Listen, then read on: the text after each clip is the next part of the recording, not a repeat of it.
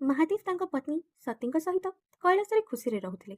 କିନ୍ତୁ ସତୀଙ୍କ ପିତା ରାଜା ଦକ୍ଷ କେବେ ବି ଶିବଙ୍କୁ ପସନ୍ଦ କରୁନଥିଲେ।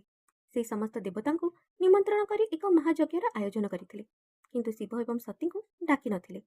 ସତୀଙ୍କର ହୃଦୟ ଅପମାନ ଆଉ ଅଶାନ୍ତିରେ ପୂର୍ଣ୍ଣ ଥିଲା। ଶିବଙ୍କୁ ମନା କରିବା ପରେ ବି ସତୀ ସେହି ଅପମାନର ଜବାବ ଦେବା ପାଇଁ ସେ ଯଜ୍ଞକୁ ଗଲେ। ସତୀ ଯଜ୍ଞରେ ପହଞ୍ଚିଲେ, କିନ୍ତୁ ସେଠାରେ ଥିବା ସମସ୍ତ ଅତିଥି ଶିବଙ୍କୁ ପରିହାସ କଲେ ଏବଂ ରାଜା ଦକ୍ଷ ତାଙ୍କୁ ସମସ୍ତଙ୍କ ଆଗରେ ଅପମାନ କଲେ।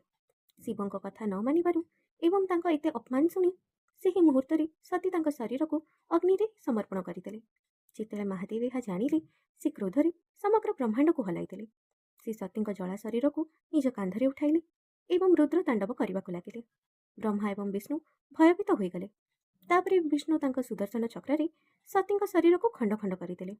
ଯେଉଁଠାରେ ସତୀଙ୍କ ଶରୀରର ଅଂଶ ପଡ଼ିଲା, ସେଠାରେ ଦେବୀଙ୍କ ବିଭିନ୍ନ ରୂପ ପ୍ରତିଷ୍ଠା ହେଲା ଏବଂ 51 ଶକ୍ତିପୀଠର ଯୁଗ ଜନ୍ମ ହେଲା।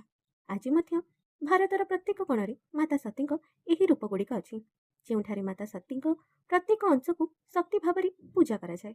51 ଶକ୍ତିପୀଠ ବିଷୟରେ ଜାଣିବା ପାଇଁ ଚ୍ୟାନେଲକୁ ସବସ୍କ୍ରାଇବ୍ କରନ୍ତୁ। ଆଉ ଭିଡ଼ିଓ ଭଲ ଲାଗିଲେ ଲାଇକ୍ ଆଉ ସେୟାର କରନ୍ତୁ। ହର ହର ମହାଦେବ।